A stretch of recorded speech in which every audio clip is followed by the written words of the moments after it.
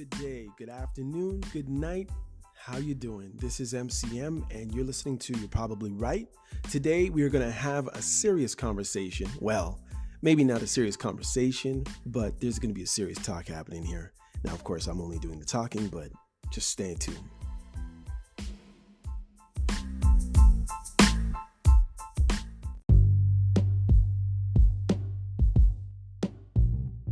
Hey, what's up? You're listening to You're Probably Right podcast. I am your host, MCM, and you're welcome in my house anytime. So, I got some stuff to talk about today. It's a different day, and the funny thing is, I've actually made 2 podcasts in between my last podcast and this one, but I didn't put either of them out. As a matter of fact, I'm presently, as I speak, taping over the one that I made last time on the same exact file. I guess that's just to ensure that I don't use it. So, what's the deal for today? You know, I've realized that I haven't been as real. Yeah, that's right, as real. Emphasis on the real. As I've wanted to be on my podcast. And the reason being is that there's certain things that I just can't say, which is really frustrating for somebody like me. Because, I mean, if I'm going to be real about a story or real about a person or an issue or a situation, I would love it if I could say names. And it's not a matter of being a snitch and naming names and calling people out or whatever the stuff on all their nonsense, knowing that we all have our nonsense. We all have our shortcomings. We've all been in bad situations. We've all caused bad situations. We all have been to blame for certain arguments, breakups, firings, fights, disadvantagement. I don't even know if that's a word, but we've all, even if you don't even know, just by you doing one thing over here, caused somebody to do something over there, caused a breakdown or a problem for someone over there that you will never even know about.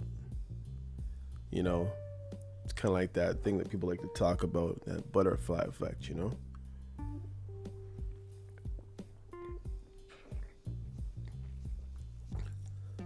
So, I have a few things that I want to kind of talk about, but I don't know that I'll be able to get it out or whether or not I'll even be satisfied. I mean, to tell you the truth, I think I'm technically at about podcast 70. Only one of those did I really interview somebody, and it was one of my children, and that was only for a part of it. And then also I've put some teachings on here. So what I'm trying to say is, for the better part of my podcast, it's been me talking in your ear, if you're a regular listener. And I admit some of the podcasts are better than others. Some are more touching than others. Some I ramble on more than others. Sometimes I try to be totally factual from other people's mind's eye or their research. Sorry, I'm burping here. Imagine. But most of the time I'm talking about my experience mixed in with some of my education. But at the end of the day, I just want to be as real as possible on this podcast, because I think that speaks, and I hate to say it, but it speaks volumes. And I think that nobody wants to listen to a podcast where somebody's just lying to them all the time or making up stories. It's like the ingenuous rapper, when they were complaining about whether or not Drake was writing his own rhymes, and people were conflicted, maybe for a summer. And then they kind of got over it when he was going back and forth with the other rapper, Meek Mill, or whatever the case was. But now, if you ask the average person who listens to rap, they probably put him in their top 10 or top 20 rappers of all time. Probably because of the money he's grossed, but whatever.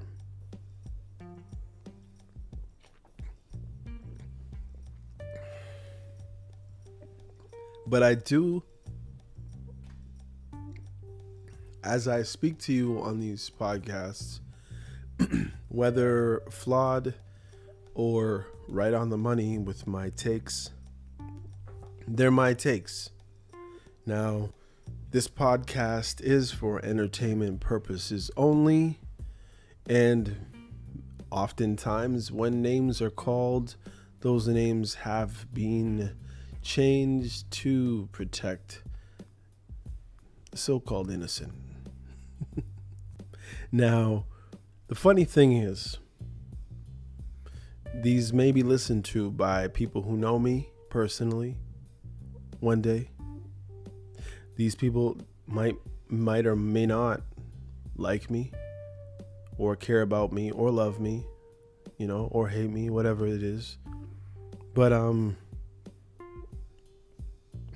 know this, listeners, that I am not trying to offend anybody, but at the same time, I want to speak the truth, not my truth. I got stuck up on that for a little while. I heard a radio host, a famous radio host, say this, all you have to do is tell your own truth, live your truth. But what I've realized is there's no your truth. There's just the truth.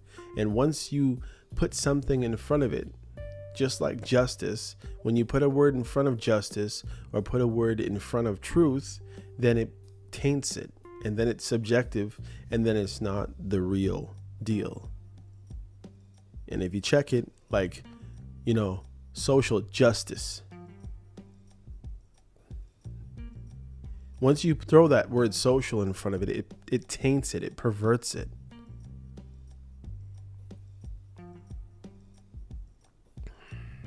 And that's one of the things wrong with our society these days, is everybody's out for this social justice.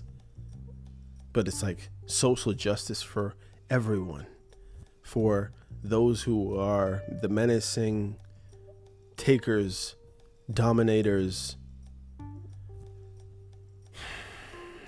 It's just hard sometimes to go with the way society is going. It's like it makes you sick to your stomach, but I'm not really going to talk on that so much, I don't think, but who knows? Because I'm just doing this off the cuff. I have some talking points, and beyond that, I'm just going at it with you, you know what I mean? But my goal is, at the end of the day, to strive for the highest, the greatest good I can possibly strive for in this podcast as I do the various episodes. I try, as I speak, to check in with my motives to make sure that my motives are like, I don't have a serious ulterior motive that is supposed to push me ahead or bring me financial gain or give me some type of a lofty status in society or even in my small circle. And trust me, my circle is very small. As I speak to you right now, there is not a person that I actually speak to as a friend, daily or weekly even. I'm basically cut off to just basically speaking to my, or what is left of my immediate family, and that would be my kids, one of my siblings, and the few people that float in and out, or the people I have to deal with at work, or those few people that might try to check in with me every once in a blue moon.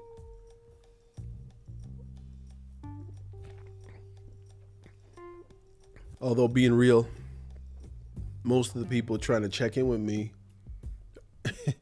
most of the time it feels like they're just trying to keep tabs on me.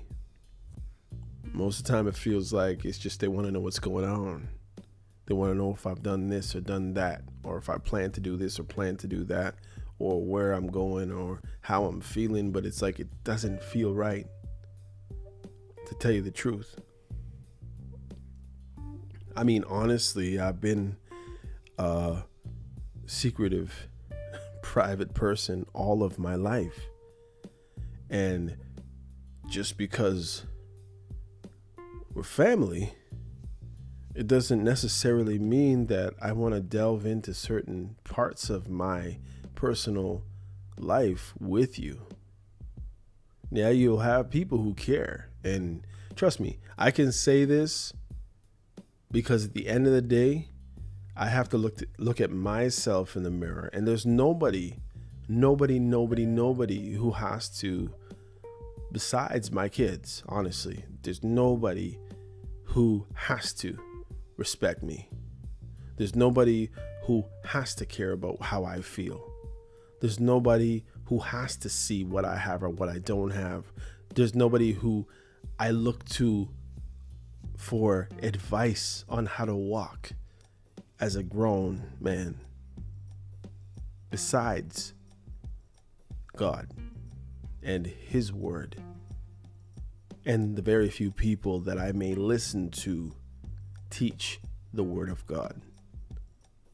So I speak as a person who is, for lack of a better term, a lone wolf as far as the way I walk in this world. I'm not a part of a group. If you can understand, yes, we are all technically parts of denominations. We are all parts of a gathering at a church building. We are all part of a work team at a job. We are all part of a family in a home, or culturally, or our bloodlines. But what I'm saying to you is, I owe nobody anything except love. So I will give that, but I will not give you that in a way that makes me talk, walk, behave the way you want me to, just because you think it's a good thing for me to do. I have people who ask me about my life, but if I were to ask them some of the questions they ask about my life to them, they'd be like, if you flip the script, they'd be like, well, who are you? It's sadly that they, or they would lie. You ask me a question, I'm going to try and tell you the truth. And I might even give you an answer. And then I might, we may change the subject and start talking with somebody else. And I might pull you right back to the topic of the question you asked me, because you know what? I have some more truth, or I have even a better answer. It's kind of like when they ask you those multiple choice questions and says, which question is the best answer out of A, B, C, D? And what you'll find is one answer will be totally way off, but the other three are like right there. But there's just certain little aspects of the answer that make one or two better than the other. Well, I'm that kind of person where when you ask me a question, I want to give you the best, honest truth. And the reason why I can tell these stories that I tell as far as my life is concerned, because there's nothing to remember except the memory. You know what I mean? I'm not worried that I'm trying to remember a story that I taught in a certain way, because my stories are truth. And if you asked me 10 times, except for, the obvious deterioration in my brain as far as memory is concerned, being 50 years old, I might stray a little bit or have it skewed a little bit, but just because of my actual memory.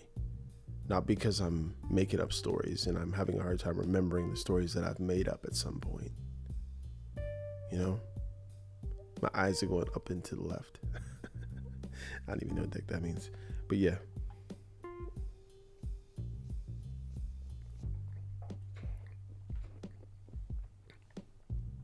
Sorry about that. I've been trying to drink these Coke Zeros. I've been depriving myself. I was talking to my son today about it. Like, there was a point where I used to drink these flavored waters by I can't remember if it was by Nielsen or whoever it was by, but I would buy these cases of 35, and the drinks were flavored like lemon, grape, strawberry, and maybe one more that I can't remember. And I was drinking them like off the hook. But I noticed that like at that time I was working out a lot, and it used to make my sweat smell a certain way because of the artificial sweeteners. So fast forward to now, I'm way worse out of shape than I've ever been in my whole entire life. It's embarrassing, it's uncomfortable, it's depressing, or I won't say depressing, it's makes me feel sad, honestly. You know, I already have the age thing creeping up on me, but now this weight, you know, I just decided to start getting back into the gym just before COVID started. I bought a membership to the gym, and then COVID happened. And what were we doing through COVID, through most of COVID? Eating, watching TV, eating, watching TV, sleeping. It was just, and then, you know, everything is slowing down at my age. I tried to convince the doctor to give me testosterone to, you know, enhance my vitality, not for any weird reasons, just simply so I can lift some weight, so my metabolism will stay up, so I'll be able to burn fat and retain muscle and strength so I could work out. But of course, even though it showed up low on one side, the doctor's like, oh, you don't need test or TRT or whatever therapy. And the sad thing is I'm seeing all these different guys who are probably in better shape starting from where they're starting and where I'm starting. But unfortunately, the doctors that I happen to see now will not help me with it. It's kind of frustrating. I've even looked online to try to see if I could find men health clinics, but all you seem to find is men's health clinics that deal with mainly erectile dysfunction, which isn't a problem that I have. And even if I've ever had it at all, it wouldn't be something that I would try to fix medically because it was never that bad, I guess. But at the same time, you know, not trying to cast aspersions on anybody. The point is that what about the guys that are just trying to not necessarily dip into the fountain of this so-called youth, but just people who just want to stay in shape. They want their shirts to fit properly. They don't want to have to get shirts that are huge on the shoulders because they got this big fat stomach sticking out and they don't drink or smoke like me. Not to say that I never have, but it would have never been the reason why I gained weight this way. It's just horrible, though, to be honest with you.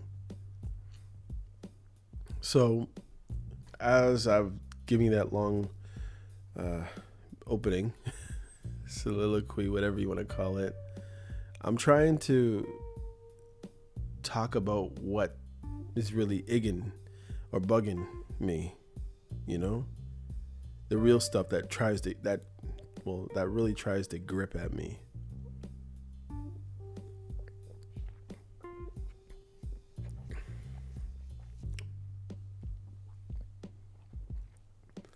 The stuff that makes me resentful and even bitter. Just so you can feel the vibe.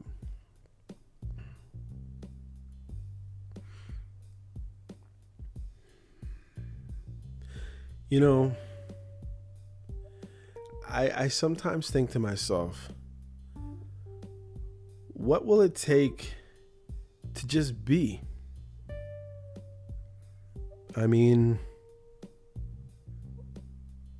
for instance, like a nice simple example of what I mean when I say, what will it take for me just to be maybe. I personally have been cutting my own hair since I was 13 years old. You see, the reason I started doing that was my haircuts were never happening exactly when they needed to be happening.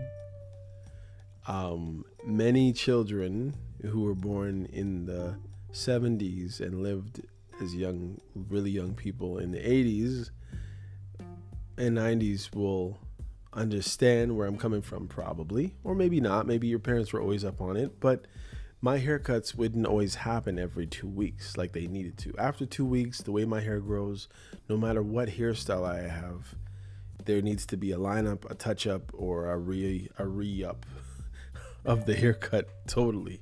And back in those days, I used to have the worst natural low fro. My hair would grow longer at the very top of my head, almost going into a natural faux hawk. So my hair needed to be cut, otherwise I just looked messed up.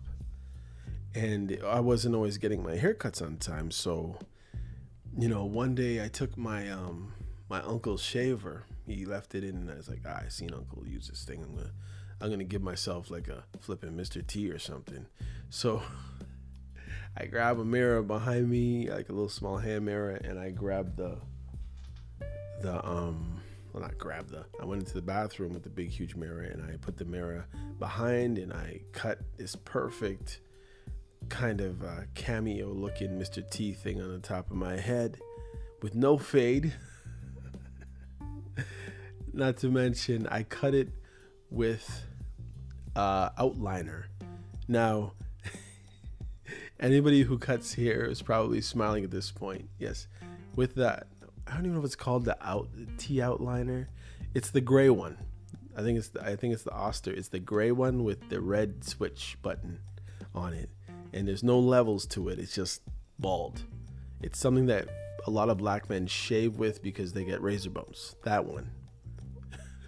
That's been around since probably the 50s, since the 60s or 70s.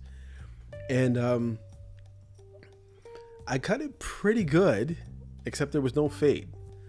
I just I shaved the sides and everything like that. And that was it. From that point on, I was not going back to a barber. I actually went back to a barber only one time since 13. Actually, no, sorry. I did get one fade when I was about 18 one time from this barber shop. Not sure why I did, but yeah, I went one time. But besides that, the rest of the time since now, so from 13 all the way to 50, my first victims were my my father and my pastor. Those are the other people that I first cut their hair. Later on, my kids, my nephews, my godson, my friend, and I've cut quite a few people's hair. So my point is am I a barber? I'm at least an amateur barber, right? Amateur barber. Or even like I think about my singing. I'm sure I've sung.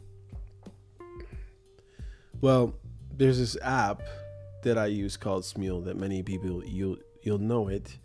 It says on the app right now that I have over 2,090 recordings, and that's just one account. The account before that, I had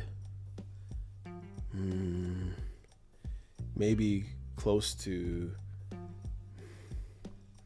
I don't know, 30 or 40. No, maybe 3,000 or 4,000. So, am I a singer? Or is it just I like to sing and that's the status you give me? Or Are you only a singer or a barber unless somebody's paid you? Because people have paid me to cut their hair before. So am I a barber? Or is it only if I've got the license that I'm a barber? Because I know that there's people who practice in many practices that didn't necessarily go to the proper places to get accreditation.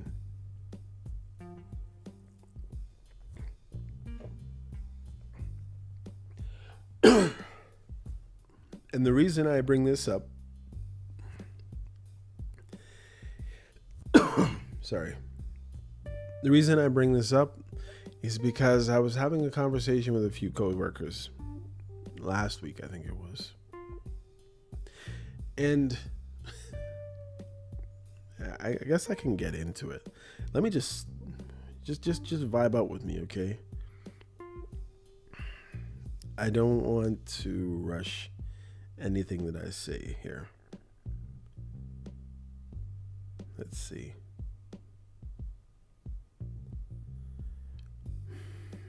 I'm gonna see if I can find it.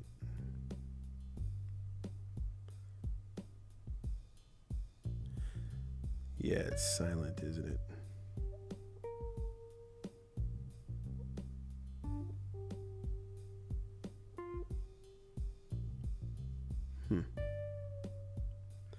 Trying to find this song here. All right, it's only going to give me my recordings. It's not going to give me the tallies.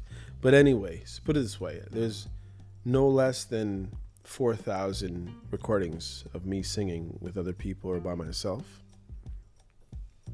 And I can safely say that more than 10 to 20,000 people have heard me sing. So does that make me a singer or an amateur singer? You know?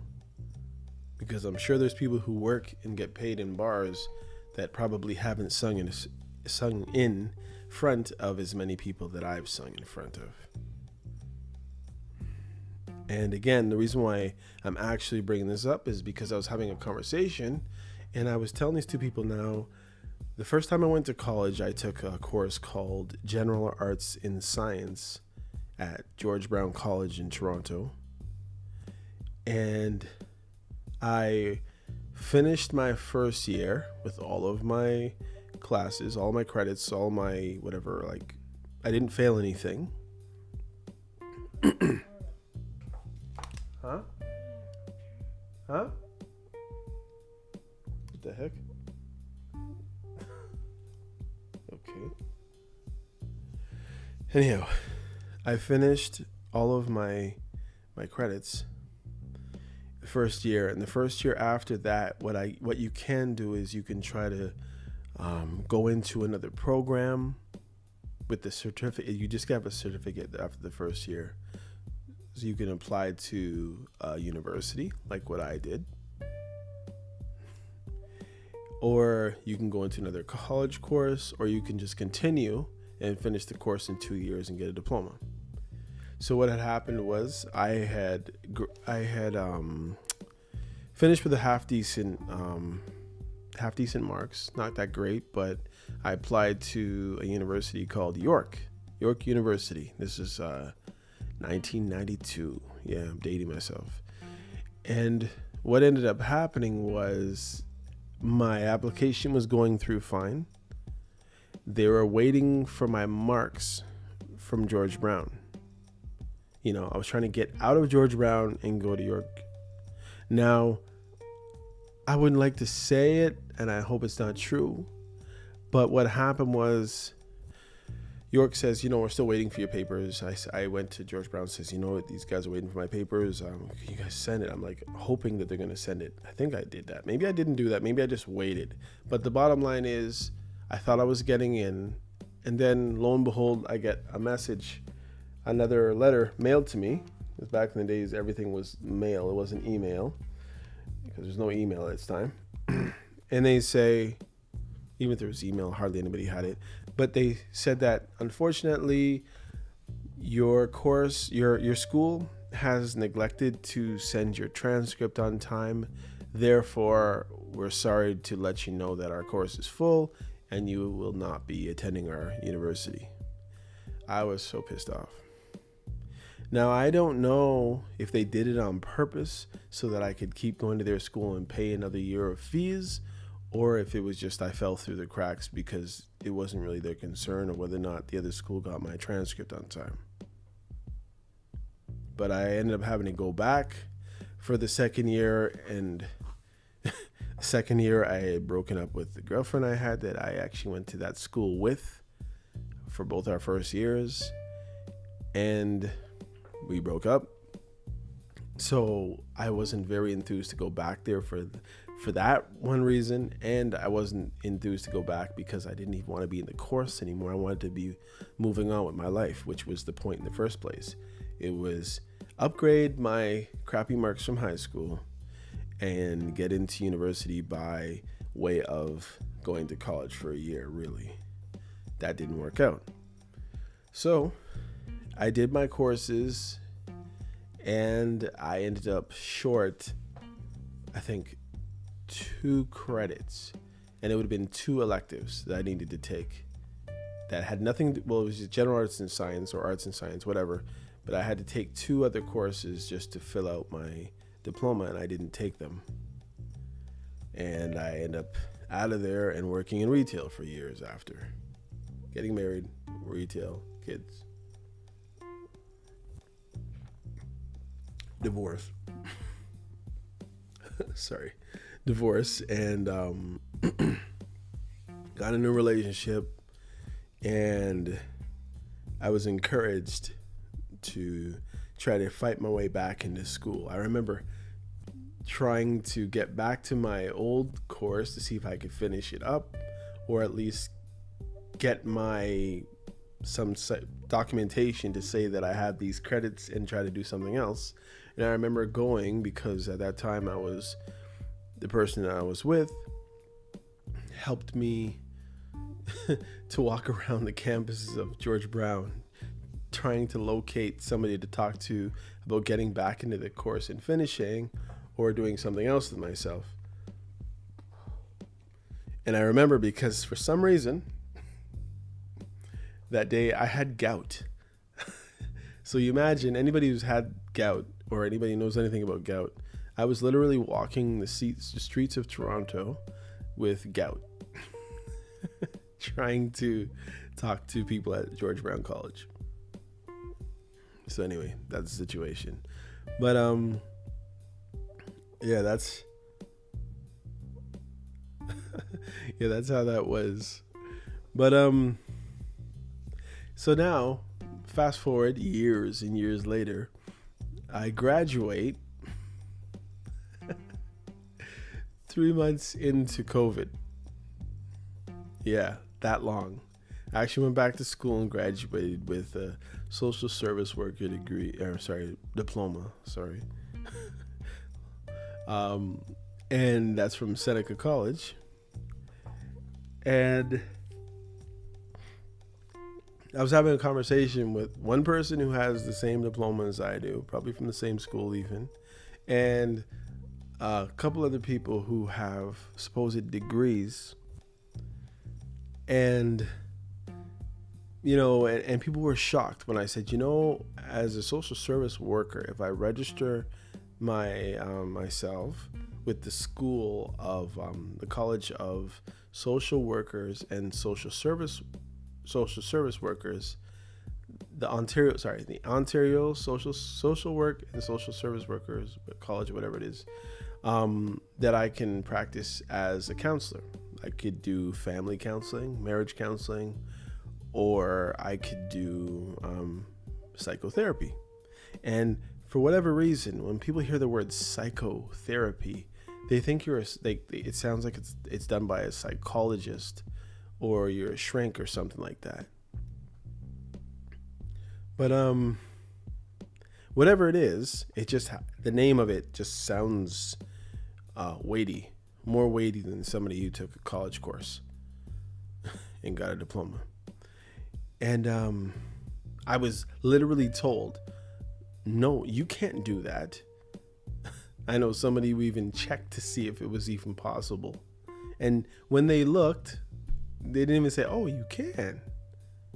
You are qualified. It's like, yeah, I'm lying. Yeah, I took this course in college, 2-year course in college, and for whatever reason, I'm sitting here lying to you. You have to tell me what I can do with my with my diploma, with my credentials. Like, who do you think you are? And not to mention, there's people who have higher levels of education than I do, but I know for a fact that I would be a better counselor than they would, even if they have a master's. And some even if they have doctorates that I know.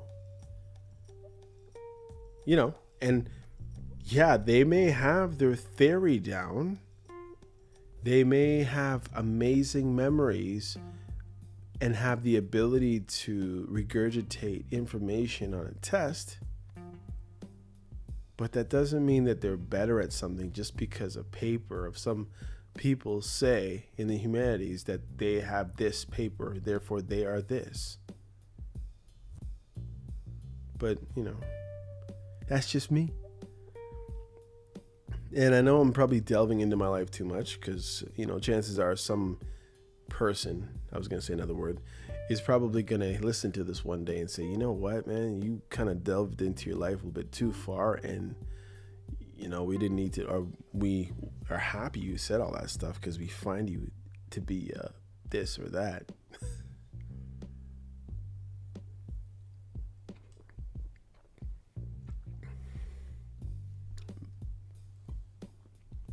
But as Scarface would say, that's okay, man.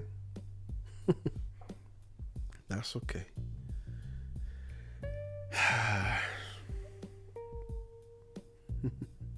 So, are you what you say you are? Are you what your credentials say you are? Or are you what you do? It's like people who say they're Christians, right? I'm a Christian, or better yet, I'm Christian. That's what they say. If you ask them to recite one Bible verse or to tell you any type of principle from Christianity that would state or would even prove to anybody that they're Christian, they can't do it, but they're Christian. It's so silly. Or the people that tell you, no, I'm not going to do it. I'm not going to do it. See, I can tell the truth without being offensive, right? I'm not going to do it. I was going to make a joke about people who say they don't believe in God, but then profess that certain things about people who do believe in God could be true or possibly right. Anyhow, it's just a mixed up world. You believing in everything generally means you believe in nothing. But that was just said in the movie Pi. Like, I was at Life of Pi. But there's so many things that I don't agree with that happened, that have happened, and that's happening with society and the way people treat each other, beyond all the tree hugging stuff and the intersectionalities and all that other stuff, and the climate change and the initiatives of the day, like blackness and indigenousness, if that's a word. You know, what should I talk about? I have these different things I want to say, but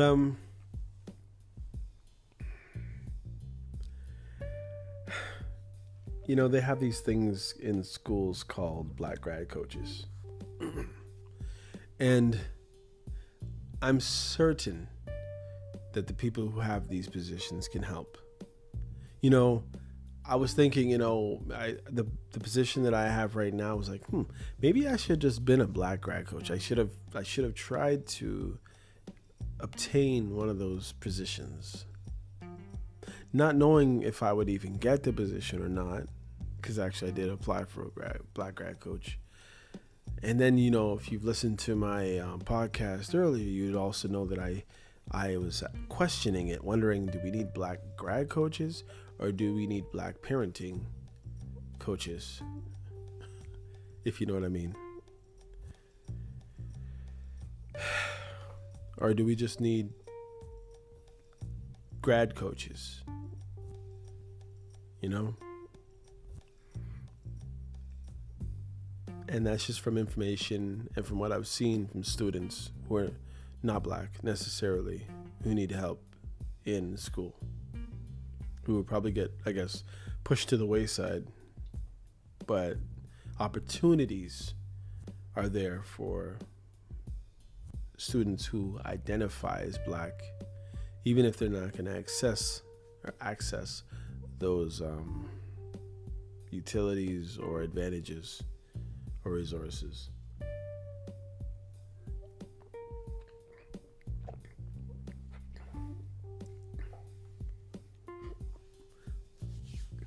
I find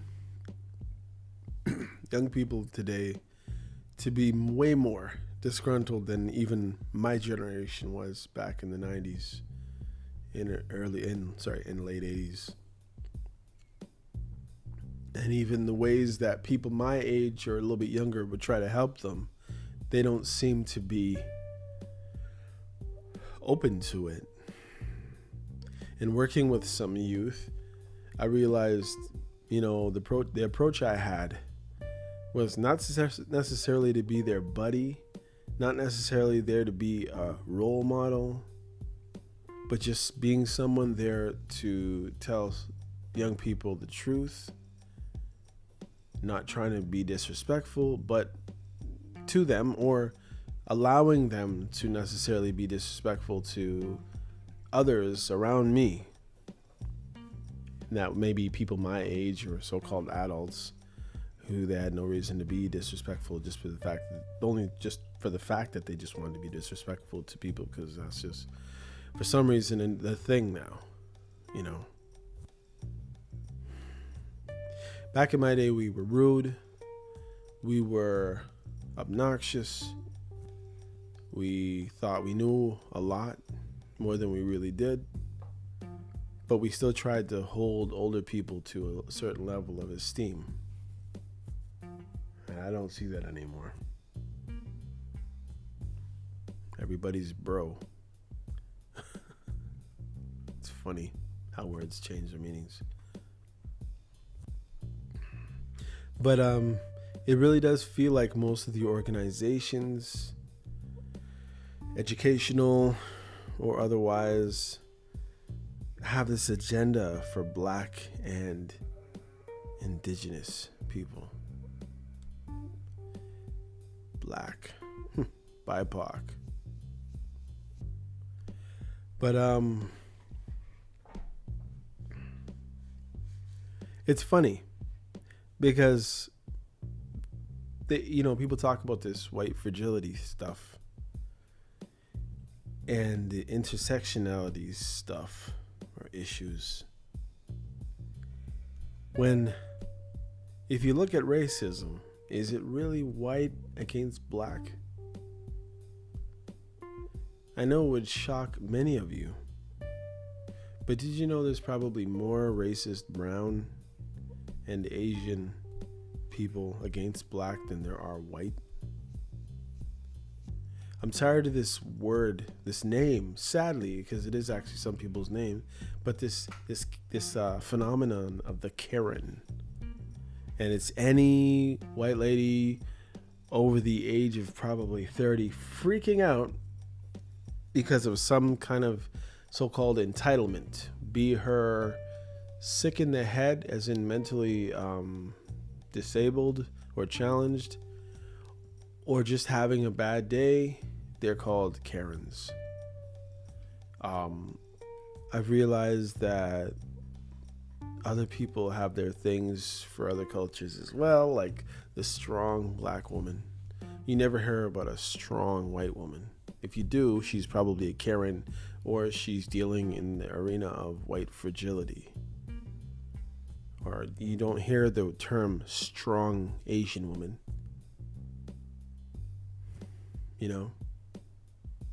There's so many things that are wrong about the way that people say or use these terms in society.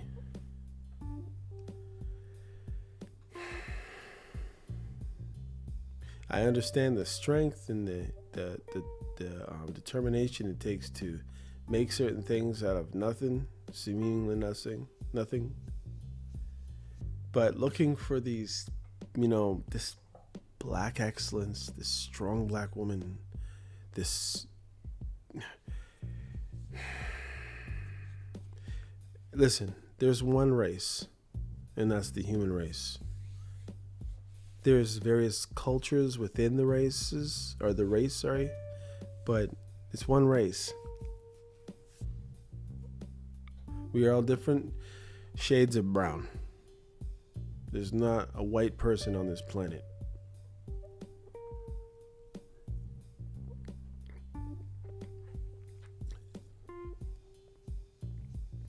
And although members of the black community or diaspora may get really dark, they're still not black.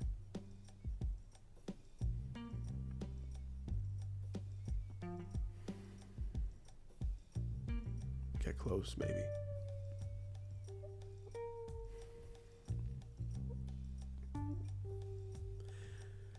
Yeah.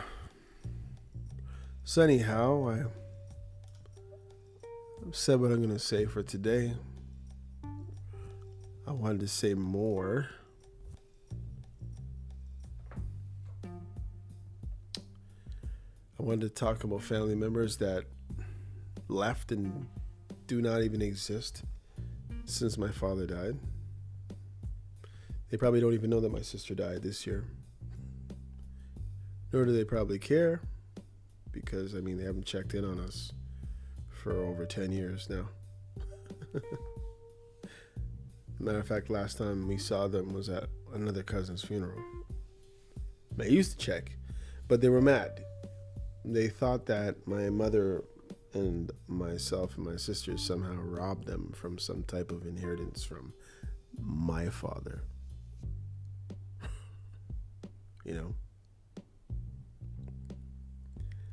I was going to talk about how the internet has made the world small, but I'm sure you know this. Speaking of Toronto accents, people are complaining about Toronto accent all the time. Like, what's that girl say? If the spliff is in Ita, don't even pass it to me, bro. Ita. What is Ita? I'm going to correct you because that's not the word. Or when I heard somebody say, it was so frownsy in there. I'm like, frownsy? These are supposed to be Jamaican terms, by the way.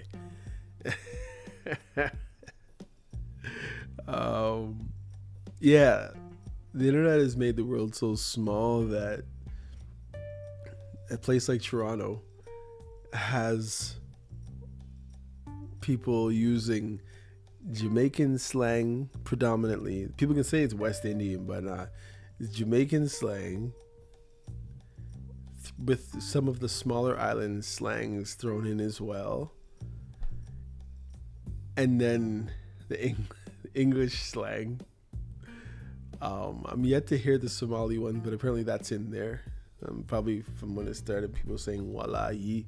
But that's thrown in there, and I'm not sure what else. But they're all getting meshed in here.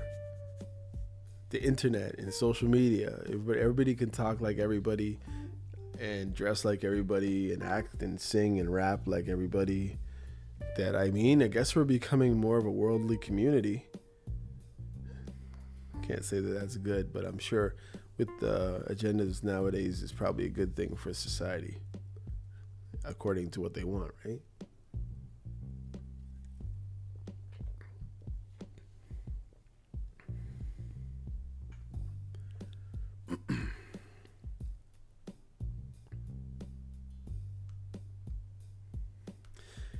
Yeah, so I want to talk about some of this stuff, but, not going to get into it.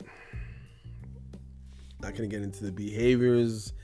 I wanted to talk about all the muggings and the carjackings that are happening in Ontario.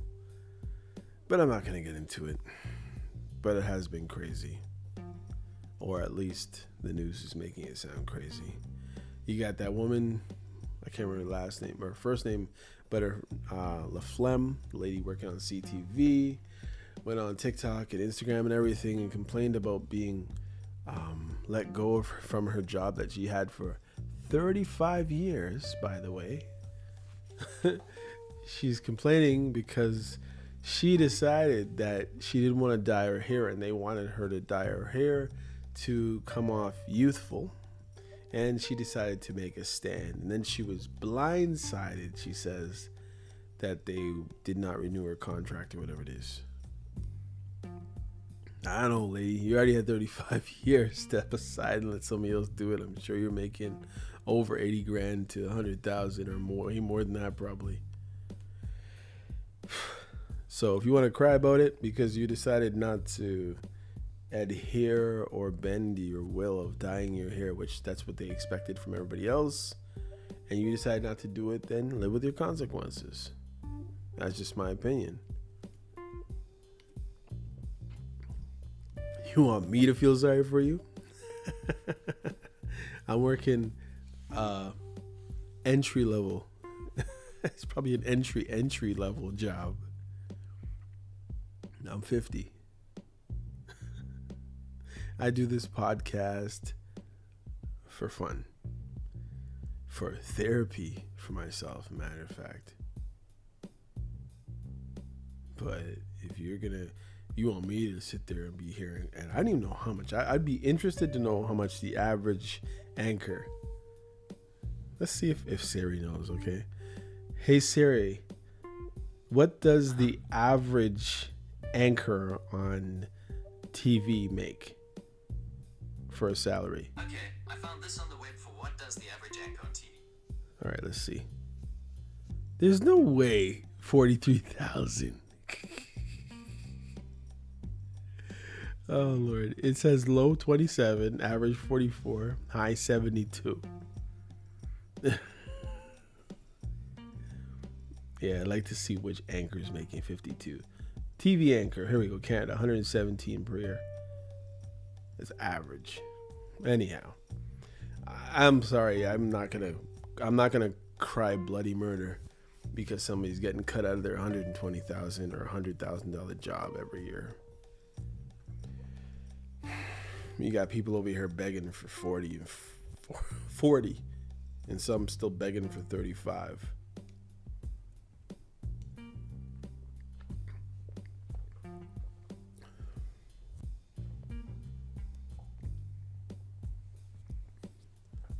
Some people begging to pay rent, much less live in wooden, nice, beautiful cabins up north with acres of land.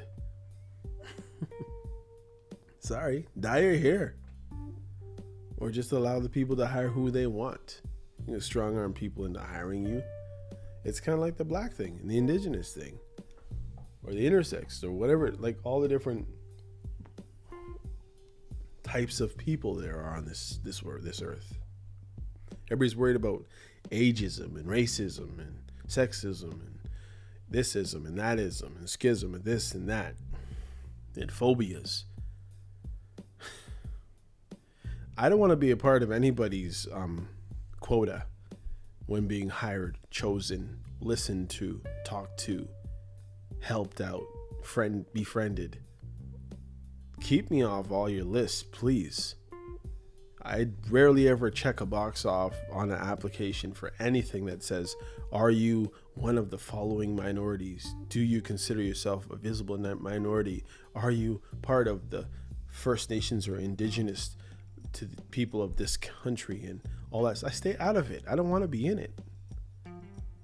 Who wants to be hired because of the color of the tan on their skin?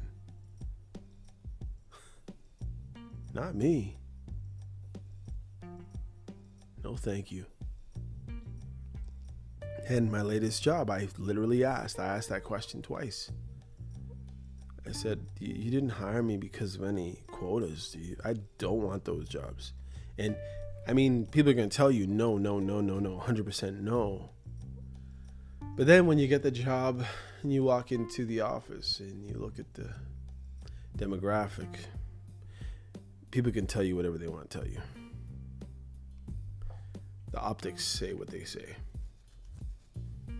If I can count the amount of black men out of, say, 70 people or whatever, and I can count the amount of black men on one hand, there's something fishy. And if I was one of the last people hired, there's really something fishy, as far as I'm concerned. But I could be wrong. Anyhow, this has been another edition of You're Probably Right. Your host, MCM, signing off. Take care. God bless y'all.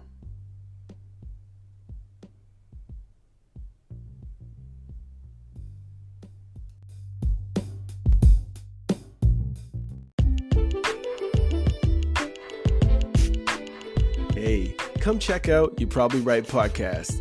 Society is getting more unpredictable every day, but at the same time, predictable in its unpredictability. Say that 4 times real fast. Come with me as I attempt to find clarity in all the fog while staying way outside the box and kicking the box way down the road with my size 12 dogs. I use the Bible, experience, education, fortune, misfortune, life's lessons, life's mistakes to sort through all the mess. I talk about news, God, God, self-help, sports, sickness, health, music, parenting, love, humbleness, hurt, pain, joy, and all the things that might make you say, I never thought of it that way. Hopefully, anyway. Also, I take a stab at answering tough and not so tough questions, and all the while understand that, listen, sometimes you end up in the hot seat and there's no thermostat. Well, that's how it is here. And because there's no topic, very few topics off the table, Torontonians will understand that Doug Ford reference there. Hopefully the podcast will be helpful and uplifting. And hey, maybe you'll find your own private Idaho here somewhere. Hope to see you soon.